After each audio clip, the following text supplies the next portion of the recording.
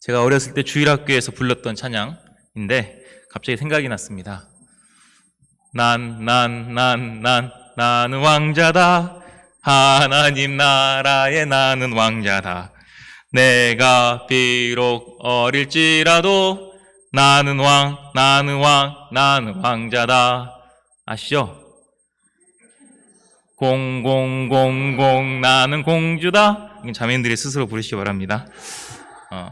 저보고 자꾸 왕자라고 하니까 얼마나 은혜로운 찬양입니까? 주일학교 때 불렀는데 아주 은혜로웠던 것 같습니다.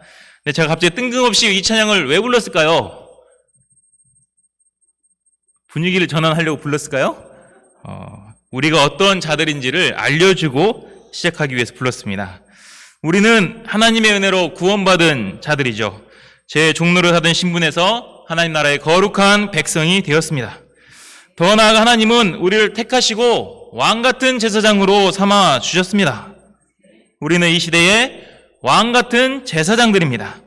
영적인 지도자라는 것입니다.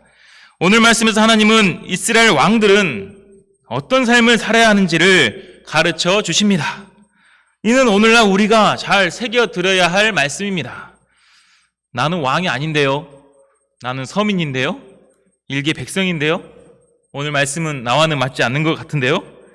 그렇지 않습니다. 우리는 이 시대를 이끌어가는 영적인 지도자요, 왕적인 존재들입니다.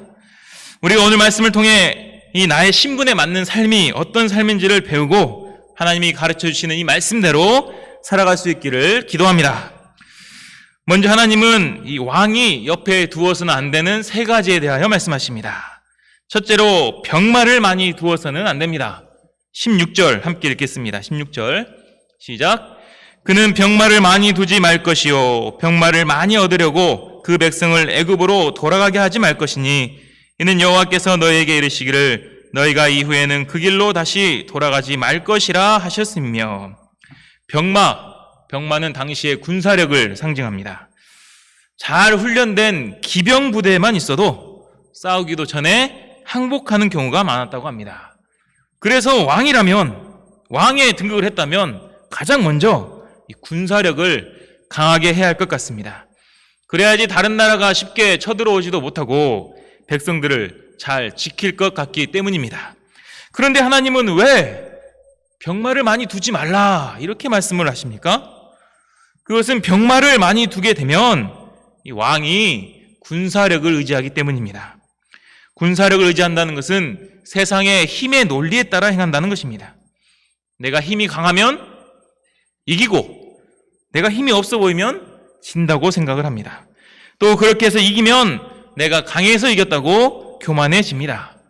그러다 보면 생긴 권력을 함부로 휘두르게 되는 것입니다.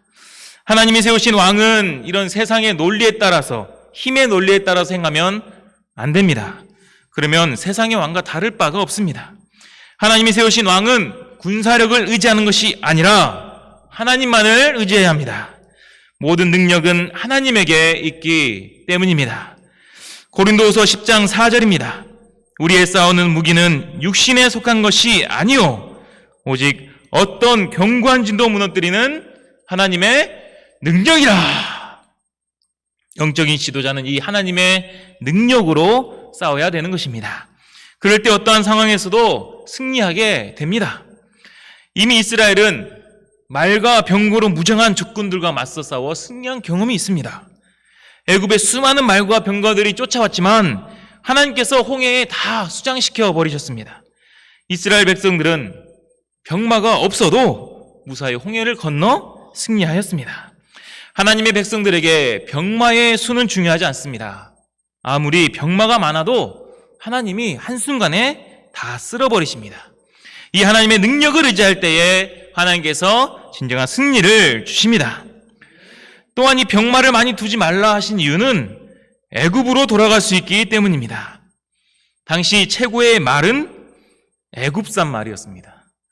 그리고 열왕기상 10장을 보면 솔로몬이 무려 병거를 1400대, 마병을 12,000명이나 두었다 이렇게 나옵니다. 그런데 이 말들이 다 어디서 왔을까요? 어디서 왔을까요? 제가 애굽이라 했는데. 네. 열왕기상 10장 28, 29절 보겠습니다. 솔로몬의 말들은 애굽에서 들여왔으니 왕의 상인들이 값주고 산 것이며 애굽에서 들여온 병거는 한 대에 은 600세겔이요 말은 한 필에 150세겔이라. 이 말과 병거들을 다 돈 주고 애굽에서 사온 것입니다. 말을 얻기 위하여 애굽과 거래를 하였습니다. 거래를 하기 위해서는 애굽으로 가야 합니다. 그러다 보면 자연스럽게 애굽의 풍속이 또 들어오게 됩니다. 그리고 그 풍속을 따르게 됩니다. 그런데 하나님은 레위기 18장 3절에서 분명하게 말씀하셨습니다. 너희는 너희가 거주하던 애굽 땅의 풍속을 따르지 말라. 분명하게 말씀하셨습니다. 오늘 말씀에서도 여호와께서 너에게 이르시기를 너희가 이후에는 그 길로 다시 돌아가지 말 것이다 라고 했습니다. 애굽으로 다시 가지 말라는 것입니다. 그런데 병마를 많이 두기 위해서는 애굽과 거래할 수밖에 없고 애굽으로 다시 갈 수밖에 없습니다. 그렇게 하다 보면 애굽의 풍속이 들어와서 인본적이고 우상 숭배가 틈타게 됩니다. 솔로몬은 이렇게 많은 마병들이 있었지만 결국 각종 우상들과 이방 문화들이 침투하여 이스라엘이 두 동강 나게 하는 원인을 제공하고 말았습니다. 말년에 계속해서 대적들이 일어나고 혼란스럽고 나라는 음란하게 되었습니다. 마병의 숫자가 중요한 것이 아닙니다. 마찬가지로 우리에게는 세상의 힘과 권력이 중요한 것이 아닙니다. 우리도 세상의 힘의 논리에 따라 살고자 하여 세상의 명예와 높은 자리에 목을 매면 결국 다시 죄의 길로 돌아갑니다. 과거 나를 그렇게 힘들게 했던 죄 문제가 다시 나를 괴롭히게 됩니다. 세상적인 힘은 세질지 몰라도 영적인 힘은 약해지니 마음에는 그 어떤 기쁨도 은혜도 없습니다. 우리가 세상의 힘과 권력보다 하나님의 능력을 의지해야겠습니다. 이 하나님 한 분만을 의지하여 하나님께 영광을 돌리고 진정한 승리를 맛보는 삶을 살아갈 수 있기를 기도합니다. 둘째로 왕은 아내를 많이 두어서는 안 됩니다. 17절 상반절을 읽겠습니다. 시작. 그에게 아내를 많이 두어 그의 마음이 미혹되게 하지 말 것이며. 다른 말씀은 몰라도 이 말씀은 우리가 잘 지키고 있습니다. 아내가 한 명밖에 없기 때문입니다. 두 명인 사람은 큰 문제가 있는 것입니다. 하지만 당시에는 왕들이 많은 아내를 두었습니다. 솔로몬만 해도 아내가 무려 1000명이나 되었습니다. 왜 이렇게 많은 아내를 둔 것입니까? 이웃나라 공주들과 결혼을 하여서 이 나라의 평안을 도모하고자 했기 때문입니다. 나라와 나라가 사돈을 맺으면 껄끄럽던 관계도 원만해지는 경우가 많았습니다. 하나님의 뜻을 생각하지 않고 자신의 지혜를 의지한 일종의 처세술이었습니다. 또한 당시에는 많은 아내를 거느리고 있는 것이 능력 있는 자, 이런 것으로 가시용으로 되기도 하였습니다. 아울러 자신의 정욕과 쾌락을 위해서 아내를 많이 두기도 하였습니다. 문제는 이렇게 둔 많은 아내들이 그 마음을 미혹한다는 것입니다. 그 마음을 미혹했다고 하였습니다. 미혹한다는 것은 정신을 홀리게 한다는 것입니다. 마음이 흐리멍텅해진다는 것입니다. 솔로몬이 그렇게 지혜의 왕이었지만 많은 아내를 두게 되자 그 여인들이 왕의 마음을 돌아서게 하였다라고 기록되어 있습니다. 이방 여인인 아내들을 위하여 그 이방의 우상들을 무분별하게 허용하였습니다. 결국 솔로몬이 마음을 돌려 이스라엘의 하나님 여호와를 떠나게 되었습니다. 우리도 아내는 한 명입니다. 아내는 한 명이지만 우리를 미혹하는 많은 세력들을 옆에 둘 수가 있습니다. 세상의 잔재미와 즐거움, 이 정욕의 세력들을 옆에 두고 무분별하게 즐기면 정신이 홀리게 됩니다. 세상의 가치관들을 옆에 두고 계속 묵상하면 마음이 흐리멍텅해집니다. 또한 요한 2서 1장 7절을 보면 미혹하는 자가 세상에 많이 나왔다고 했습니다. 미혹하는 자가 세상에 많이 나왔나니 이는 예수 그리스도께서 육체로 오심을 부인하는 자라 이런 자가 미혹하는 자요라고 했습니다. 우리의 복음 신앙을 흔드는 이 미혹하는 세력들도 세상에 너무나 많이 있습니다. 나는 괜찮다고 생각하지만 자꾸 무분별하게 미혹하는 것들을 허용을 하면 나도 모르는 사이에 내 마음이 하나님에게서 멀어질 수가 있습니다. 그 훌륭했던 솔로몬이 이렇게 될 줄 누가 알았겠습니까? 그러므로 우리는 자꾸 무언가를 옆에 많이 두면 안 됩니다. 장가지들을 쳐야 열매가 잘 자라듯이 나를 미혹하는 세력들을 다 치고 없앨 수 있기를 기도합니다. 셋째로 왕은 자기를 위하여 은금을 쌓지 말아야 합니다. 17절 하반절을 읽겠습니다. 시작. 자기를 위하여 은금을 많이 쌓지 말 것이니라. 왕은 나라를 부강하게는 할지언정 자기를 위하여 은금을 많이 쌓아서는 안 됩니다. 왕이 자기를 위해 물질을 쌓다 보면 어떤 일이 생기겠습니까? 백성들에게 과중한 세금을 거두고 압제를 할 것입니다. 물질에만 혈안이 되어 있으니 백성들의 삶은 궁핍과 도탄에 빠질 것입니다. 또한 그렇게 쌓은 금과 은은 결국 다 죄짓고 쾌락을 즐기는데 사용됩니다. 호화롭고 사치스러운 생활을 하느라 타락하고 부패하게 됩니다. 왕이 부패하면 결국 그 나라가 부패하게 되는 것입니다. 우리는 가끔씩 정치인들에게 얼마의 재산이 있다 소리를 들으면 야, 정말 열심히 일해서 모았구나 이런 생각 거의 안 합니다. 어떤 편법을 썼을까?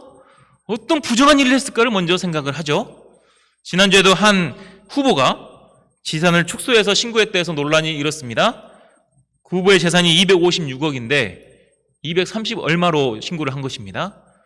사람들은 이렇게 생각합니다. 야, 어떻게 축소해서 신고할 수 있을까? 이런 생각 안 해요. 어떻게 256억이나 모았을까? 이런 생각을 먼저 하죠.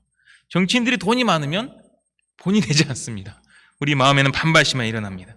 세상 사람들은 이 물질을 쌓고 쌓는 것에만 이렇게 혈안이 되어 있기 때문입니다. 그렇게 누가 더 많이 쌓았는지 경쟁하고 많이 쌓는 것을 통해 또 인생을 편안하게 살고 싶어 합니다. 하지만 우리는 그러한 가치관을 따라 살아가면 안 됩니다. 예수님은 누가복음 12장에서 어리석은 부자 비유를 통해 말씀하셨습니다. 곡식의 소출이 많은 부자가 쌓고 쌓기 위해 곡간을 헐고 더 크게 짓고자 합니다. 그리고는 이렇게 말합니다. 내 영혼아, 여러 해 쓸 물건을 많이 쌓아두었으니 평안히 쉬고 먹고 마시고 즐거워하자. 세상 사람들이 가장 하고 싶은 말 아니에요? 돈을 많이 쌓아두었으니 평안히 쉬고 먹고 마시고 즐기자. 이런 삶이 정말 성공한 삶 같습니다. 하지만 하나님은 그를 어리석은 자여 이렇게 책망하십니다. 오늘 밤 그 영혼을 도로 찾으면 쌓아놓는 것이 아무 소용없기 때문입니다. 예수님이 이 비유를 마치시며 이렇게 말씀하십니다. 자기를 위하여 재물을 쌓아두고 하나님께 대하여 부여하지 못한 자가 이와 같으니라. 자기를 위하여 재물을 쌓고 하나님께 대하여 부여하지 못한 자가 어리석은 자라는 것입니다. 사람의 생명은 소유에 넉넉한 데 있지 않다고 했습니다. 나를 위해서 은금을 쌓는데 혈안이 되지 말고 정말 나에게 주신 것에 감사하며 주님께 드리는 자가 진정 지혜로운 자임을 믿습니다. 주님께 드린 것만이 남는다고 했습니다. 우리가 적극적으로 주님께 드리고 또 주와 복을 위해 섬길 수 있기를 간절히 기도합니다. 하나님은 지금까지 왕이 하지 말아야 할 것에 대해서 말씀하셨습니다. 이제는 왕이 되면 해야 할 것들에 대해 가르쳐 주십니다. 우리 요절 말씀인 18, 19절 같이 읽겠습니다. 시작. 그가 왕위에 오르거든 이 율법서의 등사본을 레위 사람 제사장 앞에서 책에 기록하여 평생에 자기 옆에 두고 읽어 그의 하나님 여호와 경외하기를 배우며 이 율법의 모든 말과 이 규례를 지켜 행할 것이라. 왕이 되면 가장 먼저 해야 될 것이 율법서를 책에 기록해야 합니다. 성경을 필사라는 것입니다. 성경을 한자 한자 기록하면서 하나님의 말씀을 10년 깊이 새겨야 합니다. 그리고 그렇게 기록한 성경을 평생에 자기 옆에 두고 읽어야 합니다. 앞에서 말한 병마와 많은 아내, 은금은 옆에 두지 말라 이렇게 말씀하셨습니다. 왕을 무너지게 하는 것들이기 때문입니다. 하지만 기록한 성경은 평생에 너 옆에 두라 이렇게 말씀하십니다. 그것도 평생에 옆에 두고 읽으라 이렇게 하십니다. 이것이 왕을 살리는 것이요 진정 나라를 지혜롭게 통치하는 비결이기 때문입니다. 우리도 옆에 두어야 할 것은 하나님의 말씀인 성경입니다. 평생 옆에 두고 쓰고 읽어야 하는 것도 성경 말씀입니다. 그럴 때 이 말씀이 우리 안에 흥황하여 세력을 얻게 됩니다. 내 안에 영적인 힘이 생깁니다. 무엇보다 하나님만을 의지하고 하나님의 능력을 덧입게 됩니다. 세상이 추구하는 권력과 물질, 쾌락들과는 비교조차 되지 않는 진정한 지혜와 기쁨 또 즐거움을 맛보게 되는 것입니다. 며칠 전에 정규조 목사님과 대화를 하는데 이 목자님은 지금 성경을 40독째하고 계신다고 하였습니다. 현재 에레미야서를 읽고 있는데 그렇게 에레미야서가 은혜롭다고 하였습니다. 저는 목자님 말씀을 읽는 것이 즐거우신가요? 딱 이 한마디 질문을 했습니다. 대화를 이어나가야 되니까. 근데 질문을 들으시자마자 얼마나 즐겁고 은혜로우신지 그것에 대한 간증을 아주 오랜 시간 동안 계속 하셨습니다. 저 올라가야 되는데 끊지를 못하고 계속해서 간증을 하셨습니다. 연세를 드시면서 숨이 자주 차고 몇 글자만 읽으셔도 힘드셨는데 성경을 계속 읽다 보니 숨이 차지 않고 또 한 번 앉으시면 오랫동안 집중해서 계속해서 읽으실 수 있다고 하셨습니다. 성경을 읽기 시작하기 전보다 훨씬 지금이 더 젊어지고 건강해지신 것 같다고 간증을 오랫동안 하셨습니다. 오랫동안. 이걸 풀으셔서 오랫동안. 목자님 올해 연세가 86세이심에도 여전히 주님을 위해서 강건하게 봉사하고 계십니다. 저는 목자님과 함께 하다 보면은 이분 정말 갈래가 같다라는 생각할 때가 많습니다. 85세의 나이에 여호수아에게 이 산지를 내게 주소서 이렇게 말하고 정복하는 갈래처럼 정말 정규조 목자님도 그런 스피릿으로 저와 같은 많은 후배들에게 큰 감동을 주고 계십니다. 그래서 제가 목자님에게 목자님 정말 갈래가 같습니다 하면 에이 그런 소리 하지 말아요. 항상 이렇게 반응을 하십니다. 자기는 갈렙과 비교는 안 된다. 이렇게 말씀을 하시는 거죠. 목자님의 이러한 힘이 어디서 오는 것입니까? 나몰래 보약을 막 드셔서 그런 것입니까? 다른 어떤 사람이 본인의 방에 와서 막 보약을 먹는다고 화를 내셨는 적은 있어도 남몰래 보약을 드시지는 않습니다. 평생에 성경을 옆에 두시고 항상 읽고 쓰시기 때문입니다. 말씀을 사랑하시고 가까이 하시며 드시고 또 드시기 때문입니다. 그럴 때 하늘의 신령한 힘을 덧입게 됩니다. 죽은 영이 살아나고 지혜롭게 됩니다. 무엇보다 영이 맑아지고 건강해지며 골수가 윤택해져서 세상 사람들이 따라갈 수 없는 지혜와 명철로 가득하게 되는 것입니다. 이렇게 말씀의 지배를 받으면 정말 진정한 힘이 생깁니다. 영력이 생긴다는 것입니다. 죄와 싸워서 승리할 수가 있고 광풍과 같은 환난과 역경도 능히 이겨낼 수 있는 힘이 생기게 되는 것입니다. 우리 모임의 이름은 대학생 성경 읽기 선교회입니다. 어떤 모임 이름에도 성경 읽기라는 단어가 들어간 모임은 제가 아는 한 없습니다. 그래서 처음 우리 모임의 이름을 들은 사람들은 항상 이렇게 먼저 묻습니다. 성경 읽기요? 성경을 참 많이 읽으시겠네요. 맨날 이렇게 질문을 하죠. 10년 전에 제가 CBS 라디오 전화 연결이 되어서 출연해서 문제도 풀고 이야기를 나눴을 때에도 MC가 마지막에 이렇게 물었습니다. 야, 모임 이름이 성경 읽기고 거기 간사시면 성경을 정말 많이 읽으셨겠네요? 지금까지 몇 독이나 하셨나요? 이렇게 물으셨잖아요. 제가 그때 대답을 했죠. 비밀입니다. 이렇게 대답을 하고 황급하게 마무리했던 기억이 납니다. 이처럼 사람들의 시각은 우리 모임은 성경이다. 이 모임은 정말 성경이 가까이 하는 모임이다. 이렇게 생각을 하고 있습니다. 실제로 우리는 항상 성경을 중심으로 성경 읽기 힘쓰고 누구보다 성경을 가까이 하는 모임입니다. 이 성경 말씀을 평생에 옆에 두고 읽은 선배들로 인하여 우리도 성경을 접하고 하나님의 말씀으로 구원받게 되었습니다. 그런데 지금 우리 옆에 있는 것은 무엇입니까? 성경보다 다른 것이 있지는 않습니까? 하나님께서 옆에 두지 말라! 옆에 두지 말라! 이렇게 하신 것들이 넘쳐나고 있지는 않습니까? 정말 우리가 그 무엇보다 성경을 사랑하고 하나님의 말씀을 읽고 쓰는 것에 힘써야겠습니다. 오늘 말씀 보면 이렇게 하면 여호와 경외하기를 배운다 이렇게 하였습니다. 20절에서는 마음이 교만하지 아니하고 좌로나 우로나 치우치지 않는다고 하였습니다. 세상의 왕들이 일찍 망하는 이유는 두 가지입니다. 교만하기 때문에, 또 하나는 죄를 많이 짓기 때문에. 하나님을 경외하지 않고 교만한 자들, 또 마음이 교만해서 백성을 탄압한 자들, 함부로 죄를 짓는 자들은 쉽게 멸망합니다. 하지만 성경을 가까이 하면 하나님을 경외하게 되고 그 마음이 겸손해집니다. 그러면 그 인생은 반드시 승리하게 되는 것이고 우리는 왕 같은 제장들로서 백성들을 압제하는 것이 아니라 생명의 길로 인도하는 선한 인생을 살게 되는 것입니다.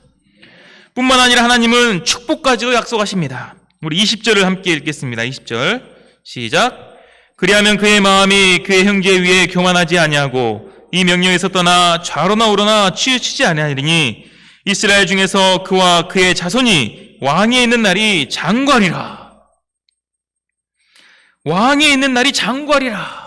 평생의 성경을 옆에 두고 읽고 쓰고 말씀을 가까이 하면 그 인생이 장구하게 됩니다. 우리뿐만 아니라 우리의 자손까지 왕 같은 제사장들이 되어 하나님 나라의 왕 같은 존재로 살아가게 됩니다.